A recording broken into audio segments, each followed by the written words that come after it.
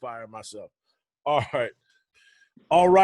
Thank you, Omri, for that introduction. Let's get this bad boy started. Like you said, today we have the incomparable, the immeasurable, my shoe muse himself in the flesh, the architect of the Brett Bell shoe collection in my closet, Brett Bell, the Assistant Director for Leadership Giving at the University of Texas. Hook 'em. Brett, thank you for joining us. How you doing, sir? Hook 'em, Dr. Goodluck. Thank you so much. I'm doing great this Saturday morning. Really looking forward to participating in the podcast. So thanks so much for having me on. Oh, yes, sir. Yes, sir. Wait, hold on, Brett Bell. My son just signed me out, man. All right, I apologize for that. People had some technical difficulties. You know, that's what happens when you operate a podcast out of your office at the house during a very strange and unprecedented time. But we are absolutely excited to have Brett Bell. As I said earlier, he is the Assistant Director for Leadership Giving at the University of Texas. Don't get it twisted, people, with the Ohio State University and all that stuff. I like the Buckeyes and all that. Best friend Michael Wiley played at Ohio State. Shout out to Michael Wiley and the Buckeye Blur family. But we ain't talking about y'all. We talking about the Mecca of football and everything awesome, University of Texas. Brett Bell, tell the people about your journey. Let's see. I think, I'm still relatively young in the profession, but I feel like I've got a lot of experience so far. But for me, everything really dates back to my childhood. So I think all the success, I think that it's just kind of built upon each other. So I was born in Dallas, Texas, but raised in Flower Mound, Texas, which is a suburb like 20 miles north of Dallas. My parents they've lived in the same house since before I was born and still living in now. Oh, wow. But I think growing up in Flower Mound, phenomenal education system. So that's really what I credit a ton of my success to, is just the education that I was afforded from the time I was in kindergarten all the way up through high school. But also, there's not as much diversity in Flower Mound. So I went to school with people that didn't necessarily look like me or always shared the same thoughts as me, which I now look back at as a blessing and kind of a place of privilege, because I had to learn how to interact with people that were different from me and relate to those people as well. And I think that that's critical in my success now. But again, just phenomenal teachers, phenomenal system, played multiple sports, had the privilege of playing college basketball. So after I graduated from Flower Mound, I went to Shreveport, Louisiana, actually, my freshman year. The Centenary College, same school that Robert Parrish, the Chief. Yeah, that's what they're known for. The Chief. Yeah, played basketball there, had success my freshman year, but decided that I wanted to transfer. There just weren't a lot of like major possibilities that I was interested in, and my family is very dedicated to education, so that always came before athletics. Right. So I decided to transfer back. It just ended up being closer to home, to the University of North Texas, which is where I majored in sports management and played basketball there as well. Before being medically retired, I had 2 microfracture knee surgeries. Yeah. So that's something we can get into later too, because that definitely played a role. But I think for me, where my career really began was my senior year of college at UNT. I had a professor by the name of Kristen Harris. She only taught there 1 semester, but her father used to be an athletic director at North Carolina State, and she kind of just grew up around college athletics, so she was really well connected. And she had the commissioner of the Big 12 come speak to our class one day, Bob Bowlesby. And for me, like normally like at UNT at North Texas, we didn't ever like have opportunities like that in my major really. And so for me growing up, I grew up a huge Longhorn fan, grew up a huge fan of the Big 12. And that was just one of the coolest experiences of my undergraduate career. So fast forward like about 6 months, for my degree, we're required to have an internship opportunity. And I was really naive. I thought I was just going to get whatever internship I wanted, right? I wanted to go like intern at ESPN or something, but that fell through. And I circled back. Me and Kristen have a really good relationship, and just asked, hey, like, do you think you can reach out to Commissioner Bowlesby and see about the possibility of me interning? So she set up a meeting between us, and one thing led to another. And I met with him in his office for like an hour, and he gave me an opportunity. So that's really like where my career began. Was I graduated on a Saturday. That Monday, I started interning at the Big 12. Don't waste any time, huh? Right. Wow. Out of the skillet into the pit. Whoa, keep going. That's amazing.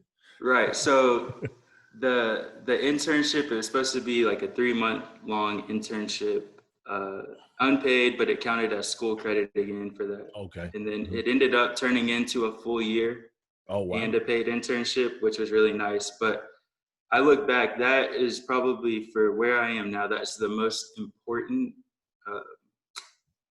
what's the word I'm looking for? I think it was the first kind of, I think about my career as like the domino effect, right? And that was the first domino that really fell. And I think everything that I have now, it all goes back to that.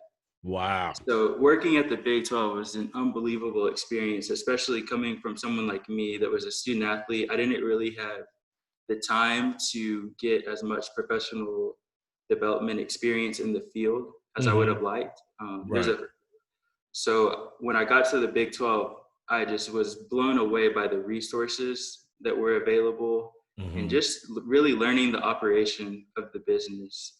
And the people there are like family to me. They really invested in me. I got to work on a lot of different projects.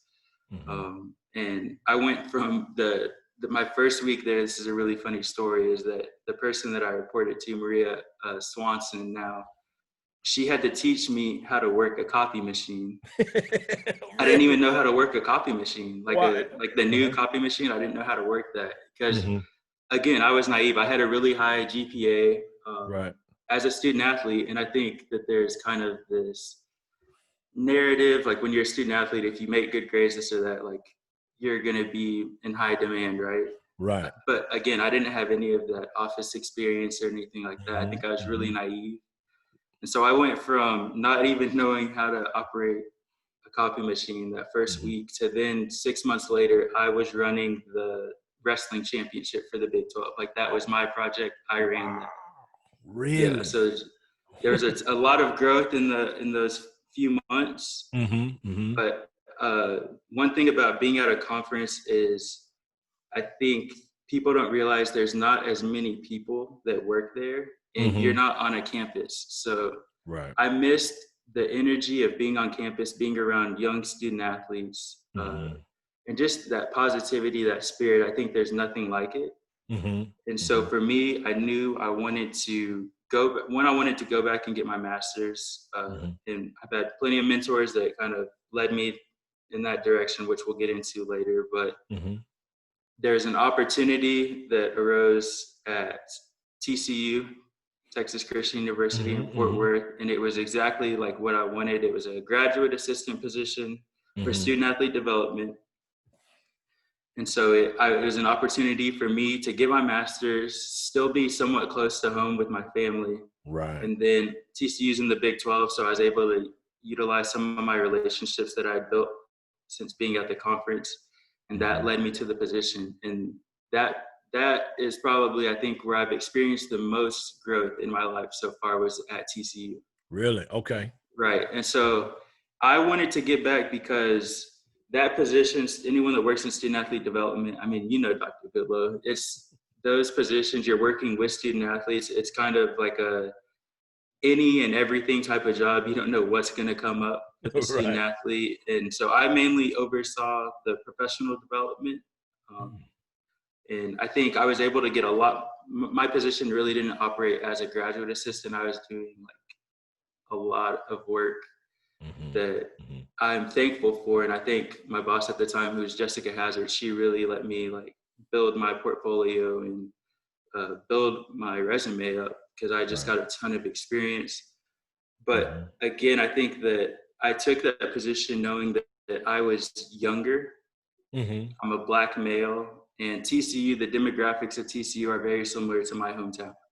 So Right. I know some of the struggles that some of those athletes face. And I thought that it'd be good because I could go there, they could look up to me, and I could kind of provide insight and help them navigate some of the difficult situations that they may face. Mhm. Mhm. So TCU was there for 2 years, and then I knew I've always wanted to be at the University of Texas.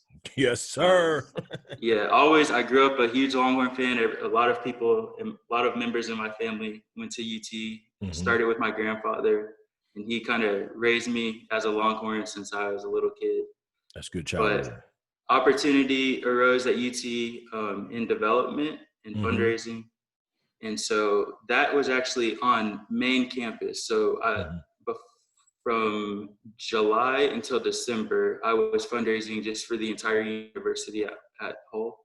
Okay. I wasn't specifically in athletics, which also was another growing experience and learning experience, because I think my comfort is athletics, Right. but Mhm. I had to learn just the entire operation. Mhm. Mhm. And I think it's good to kind of get out of the athletics bubble some. Mhm. And Mhm. then the opportunity presented itself in the athletic department. So I transitioned back into the Longhorn Foundation. And so I mainly fundraise just for the Texas Athletic Department now. That is awesome. And you mentioned a lot of excellent points about mentorship and opportunities, and then like you said, stretching yourself and learning in the different capacities. And I laughed when you talked about the copy machine, but it a lot of people will say, well, that's silly, but it's not really silly because it's like when you fill out these applications in different jobs, they ask you about like your Microsoft Excel skills and, Mm-hmm. and your Right. your word, and those seem like silly questions, but it's like, yeah, I use them. But then when you try to like do like that deep dive, like when you start getting your masters and they ask you to do all the stats work and all that, and you're like, well, yeah, I know how to use a spreadsheet. I just put some stuff in and print it out. And nah, I didn't know a thing. I didn't know a Right. thing. Right. It was definitely a humbling experience for sure. Right. You know, Right. here I was fresh out of undergrad, thought I knew everything. Right. Yeah, Right. it's humbling. That is awesome. And then you also mentioned those mentors. I want you to dive a little bit deeper into the mentors. And I know my wife and I, Lizette, we met you at the Black Student Athlete Summit, and you were on Mhm. crutches, right? I Right. think you were fresh off another surgery. I'm like, this brother's got the Kobe Bryant surgery over here. Uh, so, but you talked about Hazard, but talk about your mentors. Dive into that a little bit deeper because something that also stood out before you answered that. Something else that stood out to me is I was thinking about just the geography of your journey, right? So you go to Mhm. Shreveport, you come back, and you're in Denton, right? And now I have familiarity with the DFW area because we used to live in Carrollton.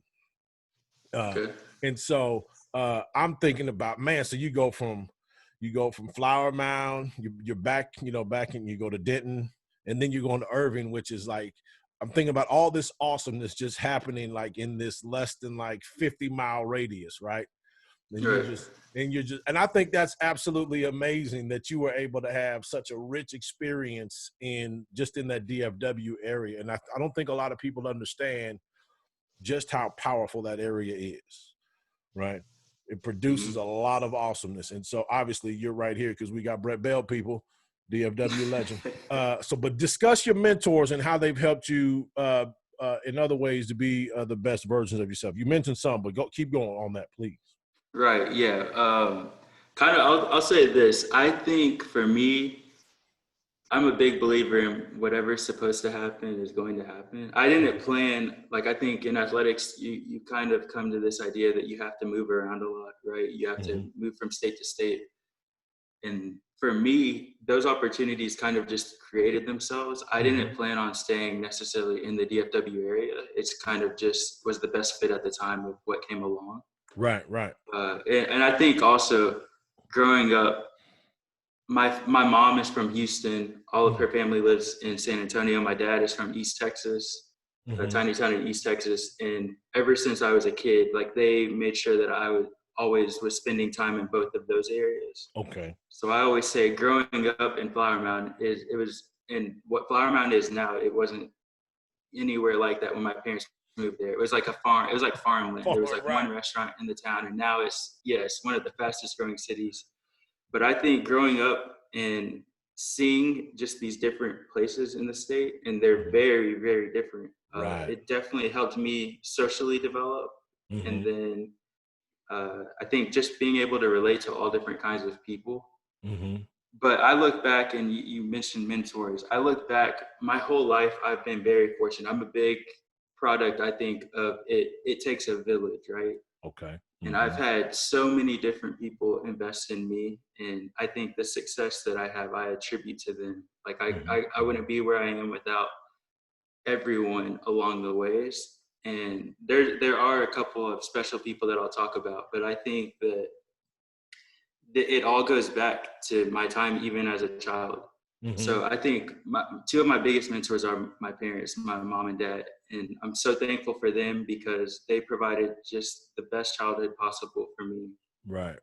That like my dad coached every sports team, like select team that I played on, basketball, football, whatever that was. Awesome. My mom was like just critical. Like my mom is like my heart. She's the ultimate role model, the ultimate giver, sacrificer, like whatever you want to call it.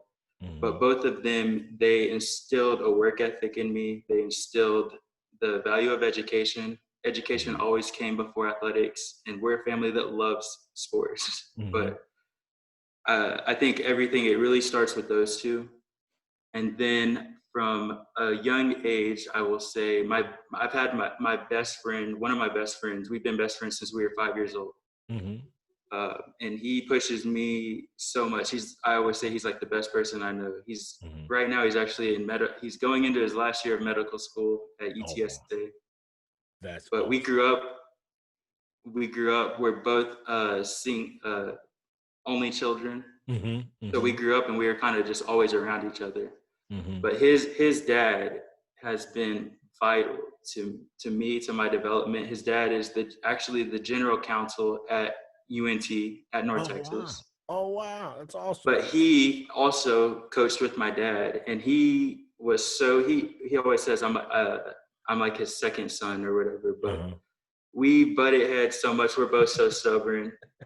But at the end of the day, he's taught me so much and it's been really cool to look back from the time that I was little to now and just how our relationship has developed.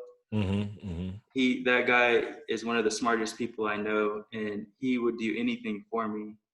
But he also is going to tell me the truth. He's not always going to tell me what I want to hear. Right. And I think that's important in having a mentor. But he's taught me a lot, even with college athletics and then the university system as a whole. So I really am indebted to him for all that he's done to me. The next person, I kind of like moving up, so that's kind of like childhood or whatever. I had a coach my senior year of high school. I had Coach Henry Thomas. He was my basketball coach only my senior year. It's a really unique situation. So he had coached at a rival high school. He had retired. And then we needed a coach like right before our season tipped off. And so he kind of agreed to it. And it was one of the biggest blessings. Like I had dreamed of playing for this guy. And he actually, when he retired with 486 wins. Oh, wow. So he's so close to 500. And we were able to get his 500th win, which was like critical. Wow. That's awesome. But for me, he instilled so much confidence in me. And I think that it was at a critical time in my life. And I had a really big senior year in basketball, but it was all due to him. And he is the best coach that I've ever had. He embodies what I think a coach should be. It's not about like always what's happening on the court. He taught me so many just life lessons. And I think that he is the ultimate role model. Like he is just phenomenal. I talk to him every week, almost every month, still to this day. Like Really? Really? he's like another father figure almost. Mm-hmm. And the thing is with him is that he's like that with everyone in the community. Like Coach Mm-hmm. Thomas knows everyone. He's had that touch, that impact on everyone. So That's cool, man. then moving along, I'll jump forward kind of. So those were more like personal mentors, I would Mm-hmm. say. And Mm-hmm. then I'll jump into, once I got to the Big 12 again, you know, I think my biggest advocate so far has been the commissioner, Bob Bowlesby. Mm-hmm. He's recommended me to every position that I've had since I've been at the Big 12. And so That's cool. I'm really thankful for him. Mm-hmm. But I had my first boss at the time at the Big 12 was Maria Swanson. Mm-hmm. And she was just great with me because, again, I came into a situation where I didn't have as much experience. She was Mm-hmm. patient with me, way more patient than I would have been with myself. You'd have fired yourself, Brett. You can't fire yourself, right. man. I know that I had to have been pretty frustrating at times because I asked a ton of questions, and she's probably like, "You're asking this again." But no, Maria was great, and she's someone that I am very close with still. And she just taught me. She invested a ton in me. Taught me a ton about just working in sports, being a professional in sports. Like she really did help me professionally and develop my professional skills. And then Ed Stewart. So Ed Stewart at the Big 12, he is they give him a new title every year. I think he's like the senior executive commissioner for football. So he oversees all the football operations and everything football at Big 12. And he is one of my very important mentors. I consider him, I think I'm a big believer in representation matters. Okay. Mm-hmm. So Ed, he's a Black male, and like seeing him and seeing the success that he had, I just naturally kind of gravitated towards him. Okay. And he has been great. He's looked after me, him and his wife. They're like a power couple. His wife has her own legal firm. I'm so close with the both of them, but he really, I think where he's helped me a lot is just in his different professional endeavors, some of his shortcomings or things that he was knocked on, he's helped me in those areas. So, hey, I went through this. I don't want you to go through this. So this is your next move should be this. Wow. Kind of, in a sense. That's priceless right there. Right. And so I think like having him look after me in that way has been really important. He's kind of, him and Maria both were two of the people that first started putting a bug in my ear about eventually switching over to development and fundraising. So it all kind of started with those two. And then I'll say, we'll jump. So from there to TCU, you know, I got to work for Chris Conti, who's our athletic director at Texas. I worked for him at TCU. And I think that he is one of the best, or I think he is the best at what he does. I mean, the guy, he has a knack he can make anybody feel special if you've ever had a conversation with him. Yeah. Like he can talk your ear off, but he can make you feel special. And so just going and looking at the success that he had at TCU in the athletic department that he established there, it was great for me to go be a part of that. Right. And the people at TCU are really special. But again, I worked for Jessica Hazard there, who is the assistant AD for student athlete development. Does a great job. Yeah, great job. And I would say, like, when I got there, from a resource standpoint, pretty much she was the only full-time position. And so there's 530 student athletes at TCU, and she's managing, and so she has to wear a ton of hats. Right.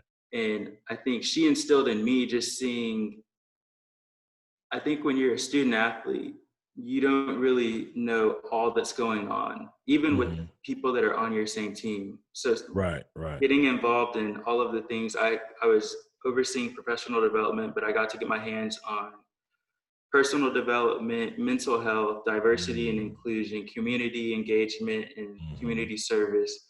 And she really groomed me and taught me just all of the things that touch a student athlete, and all of the problems are, hey, this student athlete is going through this right now, which actually is affecting them over here as well. Right, right. And so I think having those experiences are something that I'm always going to take with me for the rest of my career, and just working with the student athletes.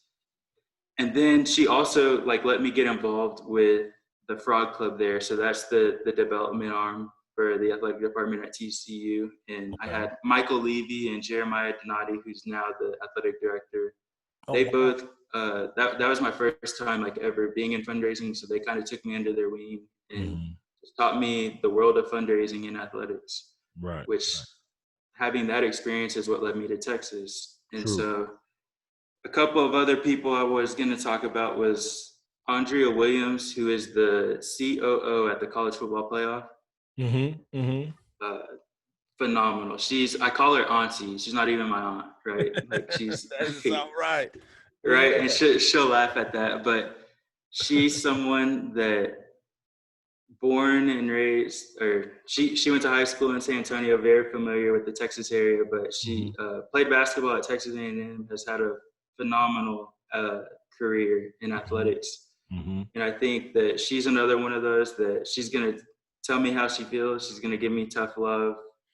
But at the end of the day, she looks after me, and I'm very thankful for her relationship. And just she's another like ultimate role model. Like nothing but high character in class is what I think of her. And then finally, being at UT now, I think, I've mentioned CDC. Also, Chris Plonsky, who is now our chief of staff, formerly was the athletic director at UT for the women's side. When I got to the Big 12, she was someone that kind of just, I actually had to pick her up at the airport one day, my first 2 weeks at the Big 12, and she's been great to me. She's taught me a lot, even before I was even at Texas. She's someone that I stayed in contact with, and just her brain for college athletics. I mean, she's very well accomplished. Right. Then Dr. Moore, so you talked about the Black Student Athlete Summit. And that was the first time I've heard all these great things. My girlfriend had Dr. Moore as a professor. My best friend that I was telling you about this now in med school, he had Dr. Moore as a professor. And so I've heard these great things for years and years. And then finally, like getting to witness that in person was really special. And being at UT now with him, it's even how active that guy is. I don't know how he gets all of it done. He's doing so many different things, not even just at UT, just in the greater Austin community. But he's someone that has really looked after me. He calls me almost every week just to check in on life, and his knowledge, man, I'm amazed every time I speak with him and his knowledge that he has. And he's definitely passed some of that along to me. And then finally, I think just working in the Longhorn Foundation, I'm a part of a great team, and I'm still relatively new to fundraising. So just all of my colleagues in the Longhorn Foundation, they teach me a lot every day. So. That's awesome, man. You just gave us a lot of nuggets, man. Those are some amazing people and experiences that you've had, man. And I know you keep saying you're young, but that doesn't mean you can't be wise, man. That you are absolutely. I want you to know from our perspective, you're one of our favorite people on the planet.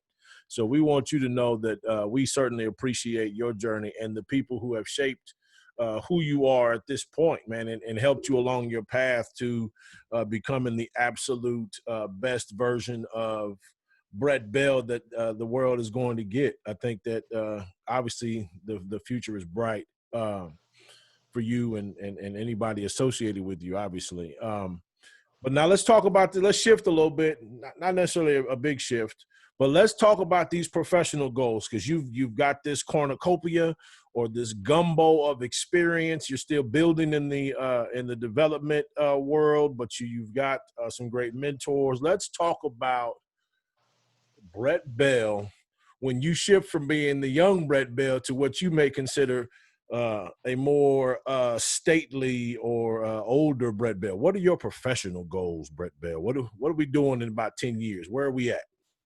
All right, let's see. So one, I want to let y'all know, y'all are the Goodlow family. The feeling's mutual. Y'all are some of my favorite people. So we appreciate it.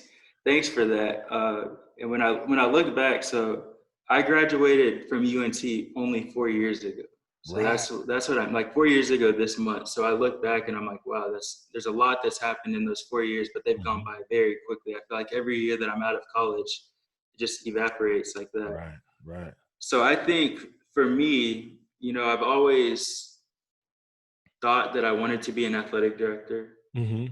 I didn't really know what that meant though. So when I was an intern at the Big 12, I was like, okay, when someone asked, what's your long-term goal? I think that's not, and I think everyone in college athletics, especially young professionals, if you ask, hey, what's your goal? Everyone's going to tell you they want to be an athletic director. But what does that really mean, right? I don't think everyone understands what that means at that point, or the journey to get to that and what comes along with those jobs.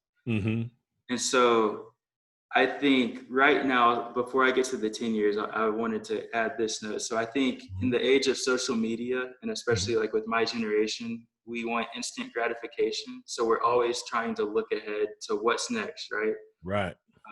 And I'm a very impatient person. I think, I'm competitive, I'm impatient. So that's I've always worked hard and worked. And I think a lot of what I gained so far has come from that. But at the same time, I'm learning to grow in the process and to appreciate just where I am in the moment. And that's something that, especially right now during quarantine, that I'm really trying to appreciate and just really trying to hone my craft right now and not think about so much what's to come in the future. Okay, I'm with you.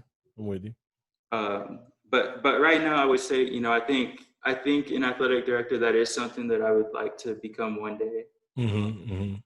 But again, what I've also realized is that whatever is meant to be is going to be.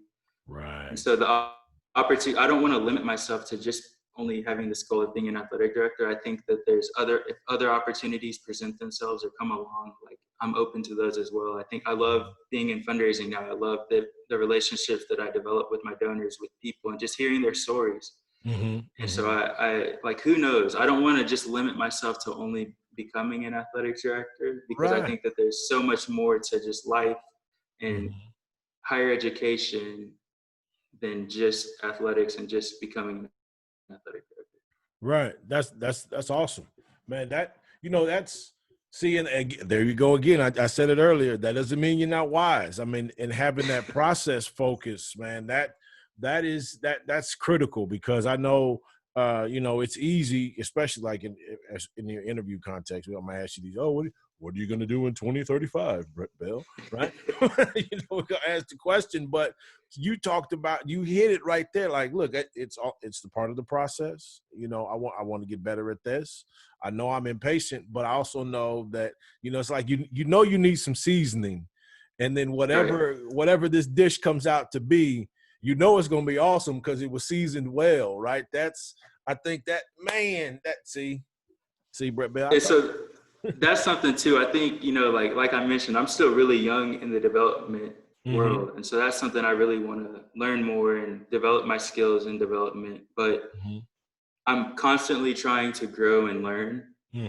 And so that's what I think it's all about. I think that we all should be constantly growing and learning, because the world is constantly changing. Student athletes are constantly changing. Right. College athletics is constantly changing. So but I value, I think, the role of an athletic director, because I think college athletics truly can change lives. And that's what I'm all about. Like I know that the power college athletics had on me.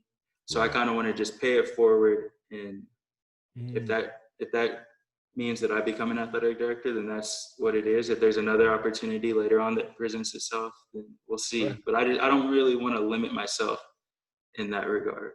Right. No, absolutely. And I think that's fantastic, because, it's somebody, as someone who works with high school students, right? And I obviously I've coached before, so working with high school student athletes, one thing that I know that I pride myself on is always talking to them about what are you going to do beyond this field, or what are you going to do beyond the court, right? And who are you going to become? And I used to say a long time ago, greatness is expected. I expect a lot of greatness out of you. I don't care how you get that done, but get your butt out there and make it happen. Whether you're, a CEO, an attorney, I just talked to one of my former players not too long ago. He's making masks for the first responders. Wow. And I'm thinking like, man, when I talked to this kid, we had no clue that this was going to happen. Obviously, Right. this is like over a decade ago. So I think I applaud you for having the insight and the wherewithal to understand that you're on a journey, and you're not limiting yourself to just get to a certain spot, because you would obviously be limiting your impact. And we know that You hit on something right there that I really I think we should dive a little deeper Let's in. go. Is that one, I think the work that the Goodlow family, I'm a huge advocate for behind the whistle, right? I think because when I talk about my experience, right, I think so much of my success, it wasn't when I got to college. It was those critical years before, like when I was in middle school, high school, whatever it may be. So I think what you're doing is vital to the success that student athletes or just students in general have when they get to college. Because like you said, all those mentors I listed, they expect greatness from me. Right. So now I expect greatness of myself. I hold myself accountable in that regard. But I think having people to mentor you and to shape you before you even step on a college campus, it only exponentially increases the success that you have in college. Right. And that's something like working in student athlete development at TCU, like the having people like yourself that are there for student athletes. And I think high school is a critical developmental period. Right. So having someone like yourself that's working with a student athlete that it's, hey, you know what? It's more than just the X's and O's. Like, we're going to develop you as a person outside of your sport as well. Like, what do you care about? I think that's really critical, and it makes the transition easier when they get to college. Right. Okay. Well, hey, I appreciate that, because, sometimes I don't know if we even really talk about that, really. I know people have discussions, but maybe not necessarily in a public format, right? About like athlete development. We talk about it. When I think about it, let me back up. When I think about student athlete development, obviously I have the perspective of being a high school coach, right? But when people say student athlete development, I think the natural connection is just college. It's like they just like these kids were born and they showed up on campus, and like we just we kind of missed a few years along the way. But I think you're right. I think it's important to have a good foundation or a good understanding that there are expectations of you when you get to the college campus, and understanding how you can alter generations just in your decision on where to go and and who to connect with. Right. I think the number one thing, and if you think about it in this lens, I guess, almost it's like the student athlete development people on a campus in high school maybe are the coaches, right? That's who spends the most time with the student athletes. But any great coach is going to develop their student athletes more than just on the field or on the court. Like, I think that's a special privilege in helping young people determine, hey, what am I passionate about outside of my sport? Who am I outside of my sport? And that's the biggest thing that I think student athletes struggle with in finding is who is that? And I know just from being at TCU, there's a comfort level that comes with being in athletics, right? So right. I have student athletes that are majoring in just some of like sciences or maths, but once it comes closer to graduation, I think that there's some uneasiness and they're a little bit uncomfortable, especially not having their sport. So they kind of at times think that they want to stay in college athletics or this or that, but that's maybe not where their true passion lies. Right. And so I think like being comfortable and knowing who you are outside of your sport is critical to becoming the best version of yourself. Yeah, it's absolutely. And yes, absolutely. And I think when you hit it on the head, when you talked about that one class you had, the lady only taught one time. That was the Harris lady, right? She was there. Yeah, Kristen Harris. She taught one semester, and her class was my favorite class I took in undergrad.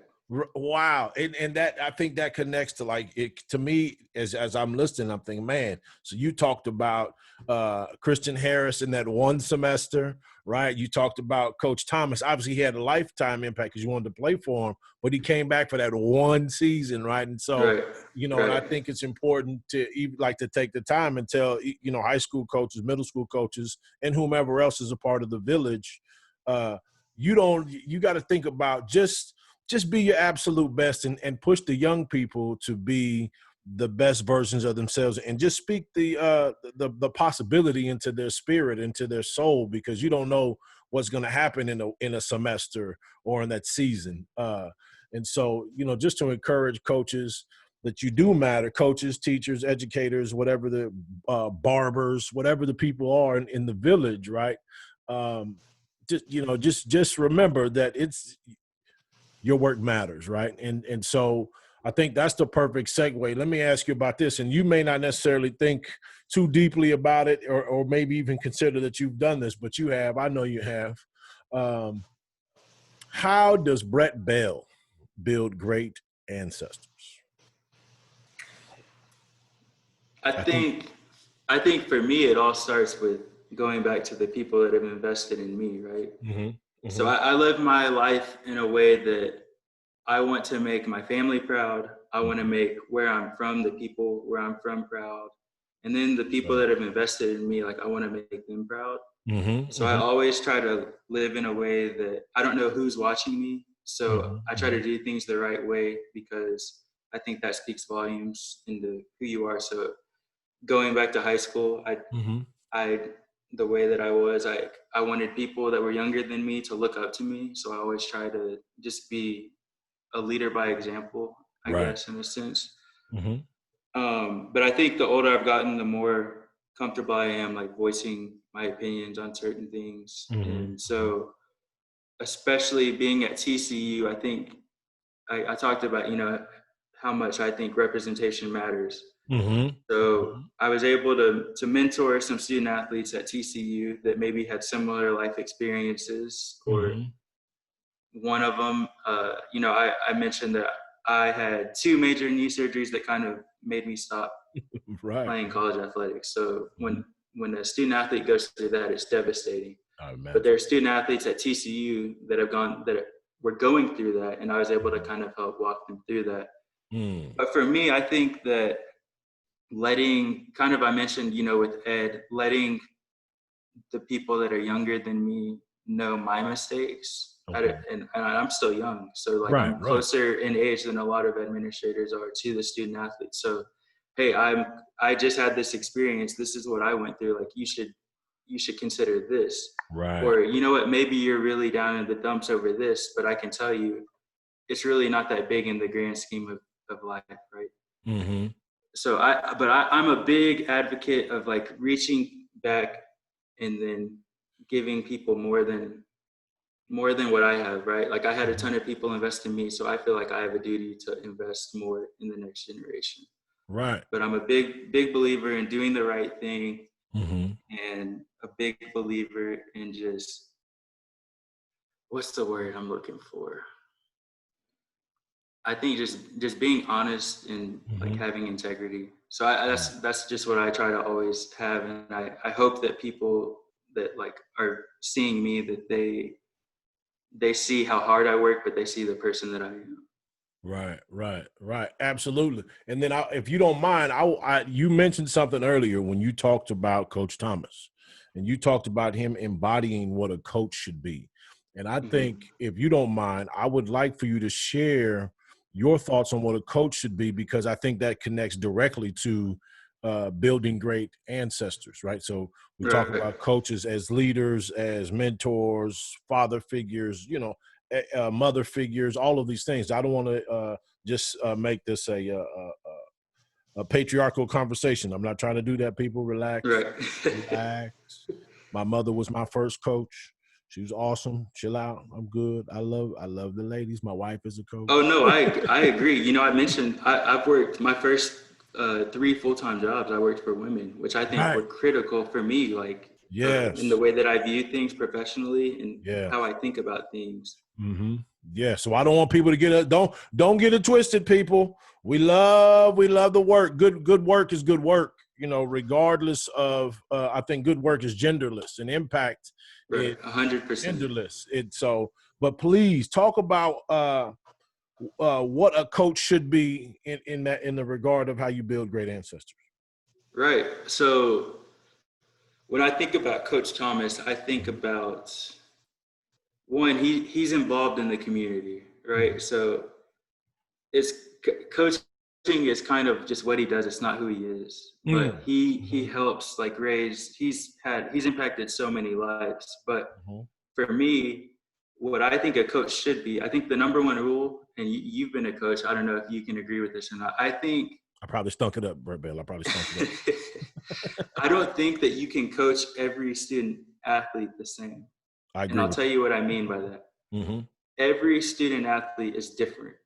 So every student athlete, they have different life experiences. Right. The way that they respond to coaching is different. So I think how you communicate and motivate them and get your message across, it's different for every person. And as a coach, the great coaches, they know how to motivate people in different ways. Now, that doesn't mean, I think that the accountability piece, I think you hold everyone to the same standard, and everyone should be held to the same accountability standards. But I don't think that you can coach every student athlete the same. And that's something Coach Thomas did. I mean, Coach Thomas, he was hard on me. He rode me. But at the end of the day, he also was the same person that instilled so much confidence. If it was before a game and he held me back from the team and like said, hey, like, I believe in you. I think you're the best player in the state. Like, you're gonna go have a big night tonight.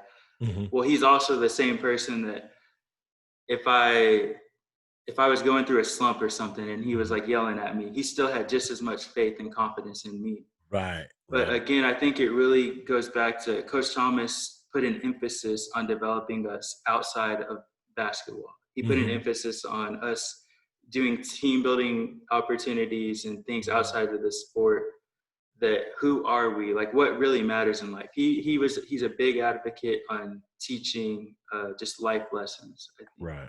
So that's everything that he did. It had a purpose, and it all tied back into like life and how to be successful in life. That's what I think that's critical. It was critical in my development. Right. So. Right. No, I think you're absolutely right. And being able to differentiate in your motivation and your coaching approach to players is something, I think it's something that you have to develop because obviously it's going to always change. Right. You know, I remember coaching. I started coaching, you know, on a humbug or just an invitation, not a humbug. My apologies. I started doing that. Started coaching at my high school first. I just did for one season, you know, like did some volunteer type stuff. And I learned a lot about how you approach people differently because we had different type of kids. Now I understood their upbringing because I wasn't that far removed from being there and actually graduating and playing for the head coach who I was then, you know, coaching for. But then as I moved into different spaces, and I've coached all over the state of Texas, learning how to differentiate the coaching in the Rio Grande Valley versus coaching in the DFW. And then even in the DFW, depending on where you are, it changes, right?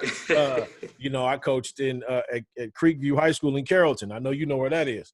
And then I also coached at MacArthur and Irving. So it's like you're talking about, yes, they live in the same city, but these are different experiences and different lenses. And so I think you're absolutely correct with that. You got to differentiate, and you cannot coach everybody the same because, you know, everybody is not the same. That's just the way it is, right? So you can cut a banana in a billion slices. I bet you they're not all the same slice, but in the same size. But anyway, and you talked about life. Let's talk about life a little bit. I got some tough questions coming for you now, Brett, but you answered all the easy questions. Here's the tough questions now. Let's talk. What are you reading? What you listening to? Let's talk about that. All right, yeah, we can dive into what I'm reading right now. So I think so right now I'm actually reading a book on the Tyler Rose, you know, UT There you legend, go. Texas Longhorn. It's called Yards After Contact. Earl Campbell, Yards After Contact. That's a lot of yards. And yeah, it's a lot of yards. But it was actually recommended by one of my donors. Okay. He was reading it, and so he recommended it. And now me and all of my colleagues in the Longhorn Foundation, we kind of have like a book club. So that's actually the book for this month that we're reading. Oh wow, that's awesome. Which is great, and it's all about just Earl Campbell and the trials and tribulations that he faced, and he talks about a lot of different things that he went through or that he's gone through in his life. And I just started it, so I'm still in the infancy stages of reading it, but I'm really excited. And I mentioned my dad being from Jacksonville, Texas, which is like 30 minutes east of Tyler, where Earl's from. And my dad, I mean, he's a huge sports fanatic, but he tells stories of just how great Earl was. And hear my grandfather talk about how great Earl was. It's cool to see, and it's cool also in the summers. I used to spend all my time in East Texas at my grandma's place. And that's just a different, like if you are in East Texas, then you know it's like a completely different grind. It's a very, roll your sleeves up and get to work. So I appreciate seeing like how he grew up and how that shaped his life. That's amazing. You got the first hand, the second hand, right? And you've got that's amazing. Right. So I always say I claim, like I grew up in Dallas or whatever. I claim lots of Texas though. I just claim the whole state. Like I spent time as a kid in East Texas, spent time in San Antonio and Houston, Austin, whatever you call it. But Bell is the Texans Texan. That is awesome, man, because that a lot of people, obviously a lot of people know that Texas is big, right? But there you hit it, you hit it perfectly, man. These are like different, they're almost like different countries within right? It's very different, I think. And like I said, East Texas is very different. The social impact, like growing up in East Texas, is completely different from growing up in Dallas or in Flower Mound, where I grew up. And so that's why I think, having that experience as a child, it really did develop me, and open my eyes. So, you got it, man. But that book, keep going. That book's gonna be really good. I can already tell it's gonna be really, really good. Yards After Contact, man. You just made my body hurt. I know. Yards After Contact. The other guy connected with Earl in Yards After Contact on the 40 acres, Ricky, yeah. That's a lot of y'all. That's a lot of y'all. I mean, man, you're talking about two just special talents. Right. Absolutely. So, but anyway, keep going. Now you reading anything else in concert with that, or what do you go ahead, go on that. So that's really the only book that I'm reading right now. I have a couple books actually that are next on my list. Let's talk about that. So I want to read the Mamba Mentality book. Just based on Kobe Bryant, with everything that's happened this year. That's next on my list. I think we got like 8 of those now. Yeah, and I'm excited to read that. Just it's big, I think, on the mindset of attacking every single day, or like whatever your craft is, kind of honing in on that and becoming the best version that you can of whatever you're doing. Right. Yes. And then after that, after watching The Last Dance, I really want to read, I think, the Jordan Rules book. I want to read that just to get a bigger dive of maybe some of the stuff that was going on at that time. Right.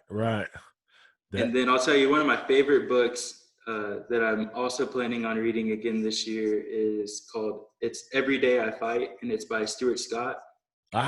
Yes. And so that, I love that book, but it's also, I think, it really puts things into perspective. He wrote it when he was kind of on his last stand, but just making the most out of every single day, and also realizing just how precious life is. And you know, I think life, it has its ups and downs. There are good days, there are bad days, but at the end of the day, that's what kind of makes it so special and so unique. And so finding just gratitude for every day that I'm here and every day that I'm able to do what I love and touch others and have an impact. So I'm planning on reading that again.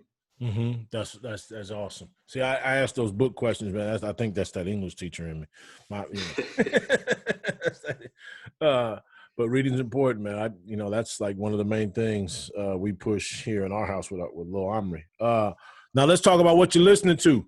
What you got blasting in the ears? How are you deafening yourself? Let's see. Oh, now, what are we talking about? Educational listening? Or are we talking about workout listening? Or this is Brett Bell choice. What are you? It could be podcast, music. Okay, yeah. Question. Yeah, but go ahead. I'll give you a couple of examples. So okay. I think musically, I'm a huge hip hop R&B fan. Okay. So I was raised on like 80s, 90s, 70s R&B. That's like I have like an old school music taste, I guess, in that sense. That's good. That's just good child rearing, Brett Bell. That's right. Just right. Yeah. That develops character. Yes, exactly. Raised right.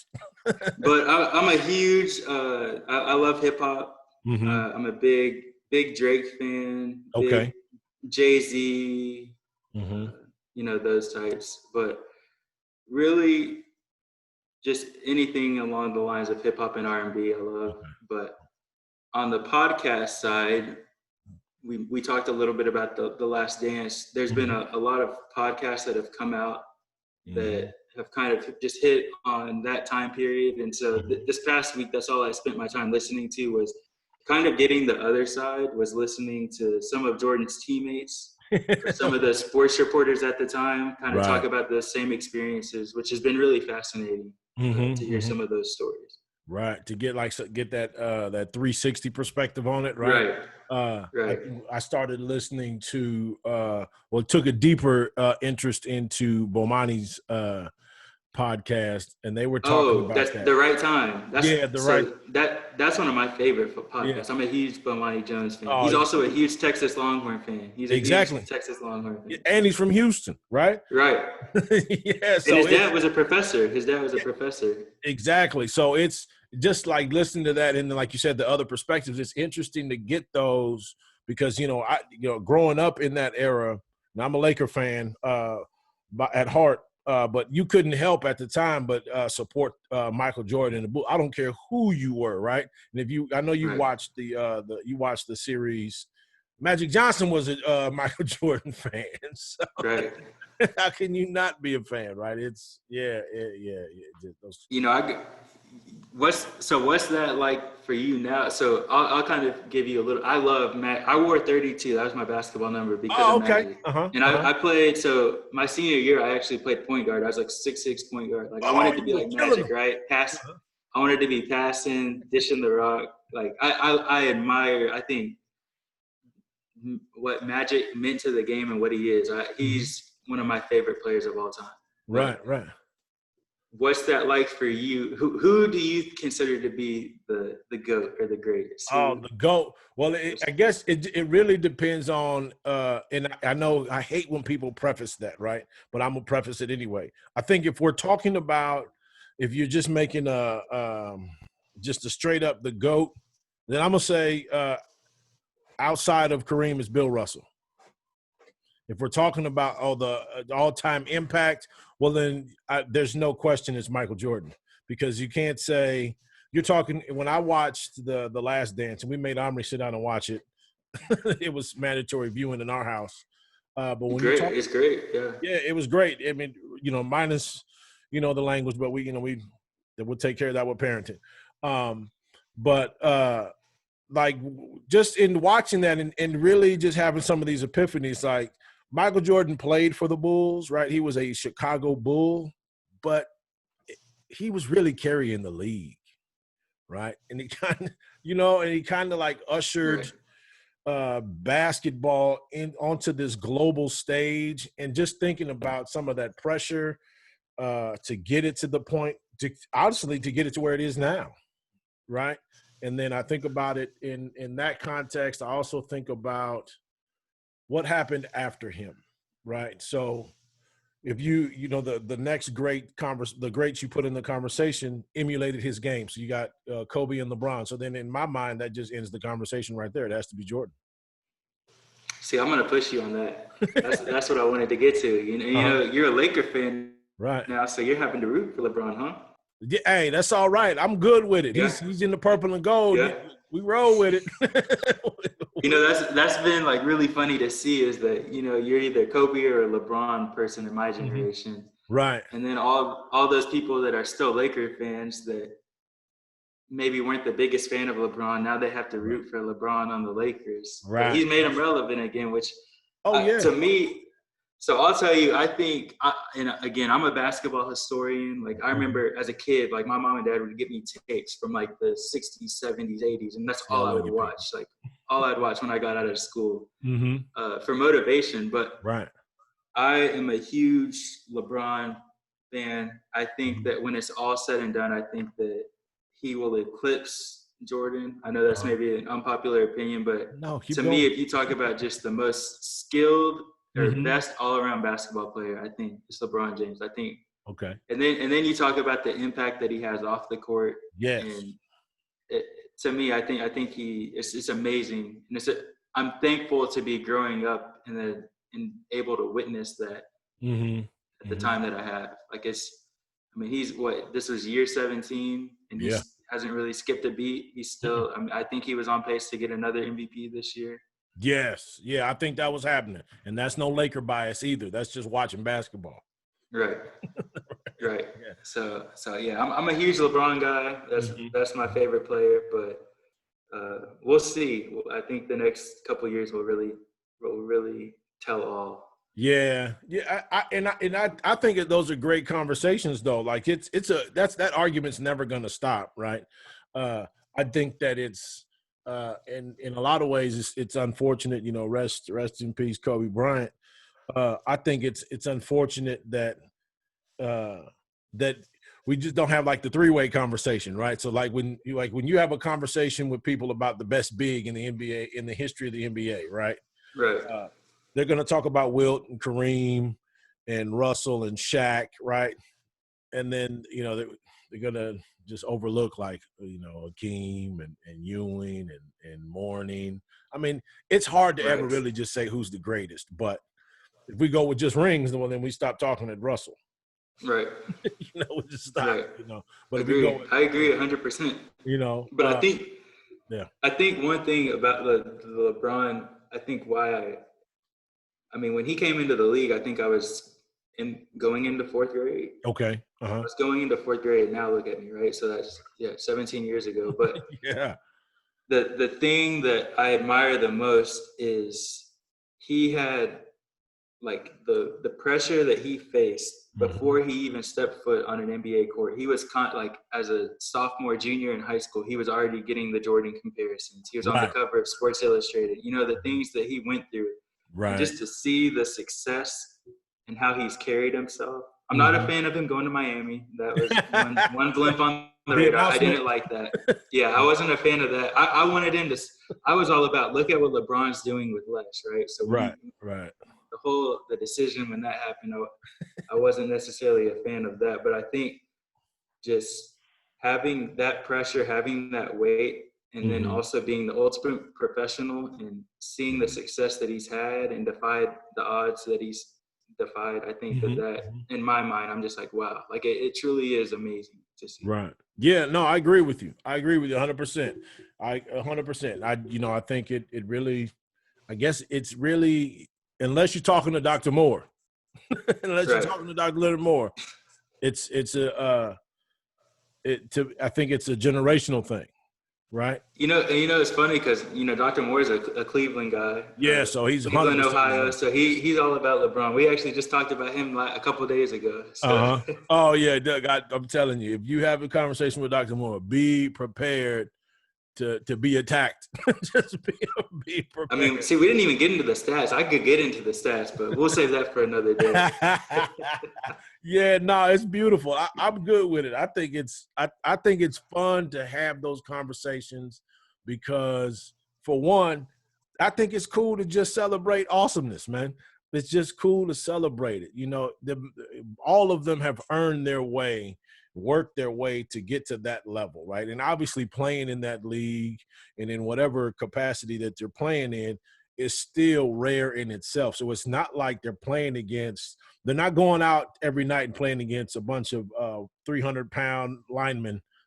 You know, this is the ballet on the hardwood, right? And it's a vertical game, and you got the shooting, and I just think it's amazing how, you know, these guys play in such in relatively a small space compared to their bodies, right? You know, and you know this better than I do, but it's amazing to take 7-footers and park them anywhere close to the rim and watch it disappear, right? Right. No, it's a, you know, I played football and I was actually recruited more in football. I played receiver, but I don't know. I think there's just something special. I can't ever decide which one I like more. Right. You kind of hit the nail. I think the beauty of basketball, and you have these, and seeing it now, like you look at a guy like Kevin Durant, right? Another hook 'em salute. But seeing someone like that that's nearly 7 foot, that's out here playing shooting guard and can dribble, can shoot, can play. I mean, it's pretty special to see how the game has elevated and how the skill set of players. You know, in the past, if Kevin Durant came along, however many years ago, they would have tried to just throw him in the post. Yeah, he'd have been on the block, right? Yep. Right. And so I think that's kind of cool to see just how the game has transcended time and developed and evolved. Yep. Now you mentioned you threw this one out there, so I'm gonna take it and run with it in a different way. You mentioned that taking the talents to South Beach, and LeBron and his big three. I decided I'm taking my talents to South Beach. Right. And I remember watching. I was thinking, what the heck is this? Is this National Signing Day? What are we doing? But anyway, big three. Let's use the big three. I want you to tell me, Brett Bell, hip hop aficionado. I need your top 3 all-time rap groups. So when I saw this question, I struggled a little bit, and I'll tell you why. Because I think when we think of groups, normally that's more than like a duo, right? But when I'm coming up with my list, I have a couple that are duos. So I'll kind of start. I don't know how you can just list top 3. I think that there's so much, right? You have to pay homage. So if you pay homage, like I think you got to start with like your Run DMC, right? They really set the trend to push the rap game, the hip hop game forward. Catch that, Kyle Adams. Right. So I'll throw that out, but then I have 4 other groups that I'll kind of hit on, and some of them are duos, if that's okay. Yeah, you got it. Let's go. So I'll give you, you know, I'm a Texas boy. I threw that out there, Texas born and raised. So I got to give UGK some love. Got Port Arthur, Texas. Yes. For those that know. There you go. I'm a big UGK guy. I love just what they did for Houston hip hop, the Houston community, the South Texas, Port Arthur, the Golden Triangle, that whole community. That's a different world down there too. Right. That's another, you talk very similar, I think, to kind of like East Texas, what we talked about earlier. And then next, I'll give you Outkast. Oh, okay. Again, that's another duo, but I think if you look, I mean, just crazy talent. Crazy talent. Crazy talent. Then you got to pay homage to the Wu-Tang Clan. You going into the chambers? Okay. Yeah, had to go to the chambers. And then finally, I'll take it out west, back in your territory, NWA.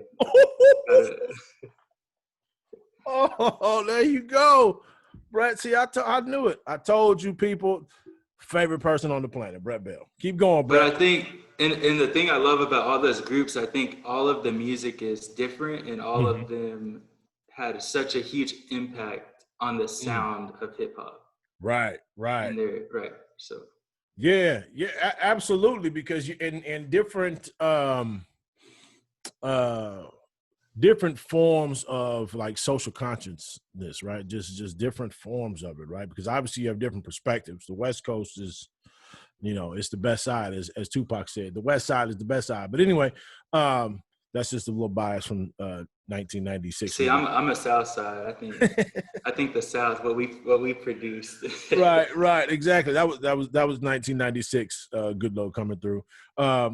But I mean, I mean, think about it. UGK, you got Ghetto Boys, you got Outkast, right? I think about when you said Outkast, I have yet to have a moment when somebody says Outkast to not think about uh like Suge Knight and what was it, like the Source Awards or whatever that was. Right. I've yet, Yep. and Big Boy. I mean, and Right. up there. I think about that. Hip hop has obviously evolved. Well, okay, we could have that conversation too, right? Hip hop and rap are like two different things. Right. So the Right. current state, Yeah, I'm not the biggest fan of some of the current stuff, but yeah, I can't. I shout out to all the young people who listen to current rap and don't listen to the old stuff. I'm sorry, I'm not talking to you. I still love you, but I think about those things, and I think about like the evolution of really like of Outkast, really like the first video to like the Miss Jackson, and I think right. about like relatively no videos to access when I was a kid to like UGK when I came to Texas, and everybody's playing, Pimp C, Bun B, and I'm like, what? And DJ Screw, I'm like, what in the world are y'all listening to? Because it wasn't like a commercial thing; it was Right. regional, right? And so, Yep. That's isn't it interesting though? Like you kind of hit it. Like here you were from California coming to Mhm. UT, Right, and yeah, it is. It's so regional, and I think that's kind of what I love about the art. mm-hmm. Just the different sound and the different feel. Right, and the like the different beats, the rhythms. It's just like it's a different Right. feel, like and I think it's awesome. I think that's why hip hop is cool. I think it's necessary. Uh, so keep hip hop alive. Stop sampling and get busy on your craft.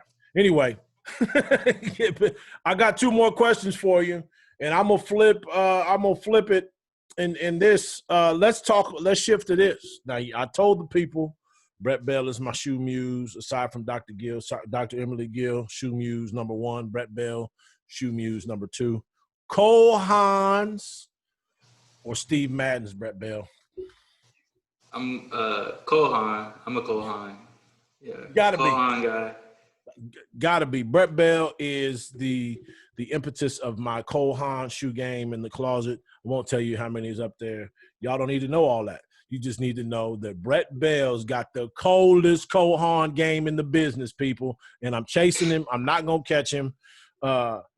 And yeah, I got some Cole Haans down here, Brett Bell. The people probably think I'm crazy, but it's all good. Look, check out. These are my latest These are my graduation Brett Bells. That's what I call Oh, all. those are nice. I like those. Are these Brett Bell worthy? Can I get? Yeah, those are. I need to give me a pair of those. Also, Yes. they have a big sale going on right now. If you haven't seen, I saw the email this morning. I tried not to look at it because I was like, it was going to take me all the way up to my prep time for this interview. I right, couldn't do it. I was like, I got to get to Brett Bell. I can't got time to look at the Brett Bells. I got to talk to Brett Bell. So that is awesome, people. Yeah, that's just between me and Brett Bell. Now it's between us and y'all. But y'all will see one day when you see Brett Bell wherever he is in whatever position he's occupying. You're gonna see the fly shoes. Don't get it twisted. Get ready. Now here, that's funny. It's funny that you say that because I know I have a couple of pairs of Steve Maddens, but I think I have a bunch of Cole Haans, but I think part of that is like the culture piece. So growing right. up being a basketball player, right? Like you have a ton of basketball shoes or sneakers or whatever it is. And now that I'm in the professional world, I think that's kind of translated from like, I don't get as many sneakers anymore. Now it's like, okay, I got to get these Cole Haans, these professional shoes. Like now I'm just going to collect these kind of, but, right. and I grew up like my cousin, I have an older cousin. I mentioned, I'm an only child, but I had an older cousin that grew up with us that I look up to a lot, and Mm-hmm. he's really the one that instilled my love for shoes. Like Really? he had every shoe, and I wanted to be like him. So that's Mm-hmm. kind of where it stems from. See, there you go, cousin. You got a new cousin, man. I put me in the family on the shoes. And I agree with you, but and I think it's this is digress a little bit, but it doesn't matter. I think that it's amazing, right? When you like you said, you grow up hooping, so you get hoop shoes, right? Because you can't just be out there with just some old dusties on the court, because Right. you got some dusties on, and your game might slip a little bit. Shout out to the aesthetic part of the game, but I told my wife this. I'm like, it really sucks when you get to like a certain size of shoe. They really just take you out the game entirely. They just, the shoe companies, look here, Nike. I've stayed loyal, but I'm gonna need y'all to come on, man. Can we get some 16s, man? I don't want to wear the dad shoes, Brett Bell. See, I'm right on the borderline. You got me beat. I'm size 14, so fortunately I can still find those in most places, but it becomes more limited for sure. Right. Yeah, they tried to give me some of them old Air Monarch. Nah, you ain't getting the dad shoes. Yeah, nah, man. And I got some pseudo dad Nike version, some Air Maxes, and that's as close as I'm gonna get. People no. The answer is no. I will not be rocking the dad shoes. But I am guilty of putting on black shorts, black T-shirt, and some all-white dad Air Maxes to go to a baseball game and sit in the outfield. So I don't know, Brett Bell. Just pray for me, man. Just pray. I'm gonna start going to the games with my Cohans. They keep this up. All right, last question for you, Brett Bell. And yes, I use his first and his last name when I talk to him. Everyone actually does that for the most part. That's everyone beautiful. Says, yeah. Do they? They hit you with the Brett Bell. Brett Bell. It's never really just Brett. It's always Brett Bell. Yeah. Hey, well, pretty soon they're gonna call you boss. That's all that matters. And so let me ask you this question. Now, this is gonna be tough. Ibaka or Biyombo? It's tough. I think I'd go Ibaka. Now tell me why you're going with, my uncle calls him Serge Ibaka. Yeah, I think, well, one, maybe I'm a little biased. Mm-hmm. I was a big Thunder fan. Part of that stemmed with my love for Durant playing at Texas and then transitioning, to Seattle and then to OKC. Mm-hmm. But I think, I guess he's kind of at the latter part of his career. People forget at the time they kind of chose Ibaka over Harden. Yes. In a sense, and I don't think anyone really blamed him because at the time I think that he really fit that puzzle. He just is so athletic, just tenacious defender, and then he developed a little bit of an offensive game as well. Right. And I mean, I thought OKC was going to win a finals. They were right there. And you talk about you had him, you had Durant, Westbrook, and then they were bringing Harden off the bench. But Yep. that guy, and it's funny, I tell this joke all the time, is that then who would have known that he would have gone to Toronto and gotten a ring in Toronto? Right. And he's kind of changed his game a little bit. I think he's had some injuries. The legs aren't quite what they were. He can't probably jump as high. So he's kind of become a knockdown, catch and shoot forward from the three. Yeah. He's developed that part of his game. Right. Yeah. From kind of being like the poor man's, and I don't mean poor. I'm not called kind of like the poor man's Dennis Rodman. I think a little bit. I think he could probably shoot a little bit better. I don't know. He's not quite the defender and rebounder. No one. I don't know if there'll ever be another Dennis Rodman. That guy. You would be hard pressed to find somebody else to play defense and rebound like that, in my opinion. Right. When you do, you better pay him a lot of money. Right. And I don't know if the game would appreciate Dennis Rodman as much now. I think. Right, and that's a shame. As much as we value offense, and I don't know if we would. I that's why I love when he played when he did, because he's got one of the best posters in the history of the NBA too. When he was horizontal diving for the ball. Oh, we were just talking about that last week. That's one of my favorite. Yeah, pictures. that's one of the all-time greatest. Well, Brett Bell, tell the people how they can get in contact with you on the social media, because I don't want people to miss out on this awesomeness. They need to experience this in case you become president one day, and we can go back and check your tweets and all that. Okay. So I don't actually have an Instagram. I'm proud of you, Brett Bell. So I'll tell you the reason for that. It's kind of two-faced. One, I told people when I was in high school that I would never make an Instagram. I'm stubborn, so I stuck to it. Right? Like I'm not gonna have people coming back to me like, "See, I told you, you made it." But then too, I think especially in my generation that people become so focused on portraying a certain lifestyle. And they become so wrapped up in, oh, I need to post this, or constantly looking at that social media. So for me, I just never really was attracted to Instagram. Didn't want to make one in that regard. Wanted to really just more so enjoy the moment. Right. So I didn't make an Instagram, but I do have a Twitter. I love Twitter. Big Twitter guy. I think that there's a lot of good that can come from Twitter as well. But you can find me at _BBell. That's my Twitter. And then I'm on LinkedIn and Facebook. But there you go. People. And then in the future, get ready. You will call him boss. You just say, sir. Yes, sir. Yes, sir, Mr. Bell. Yes, sir. Yes, sir. Yes, sir. Yes, sir. Thank you, sir. Yes, no. Well, Brett Bell, I tell you what, it's been an honor. I hope you had a good time, as good a time as I did. And we got to do this again. We got to do it with the other future president, Reggie Jennings, one day.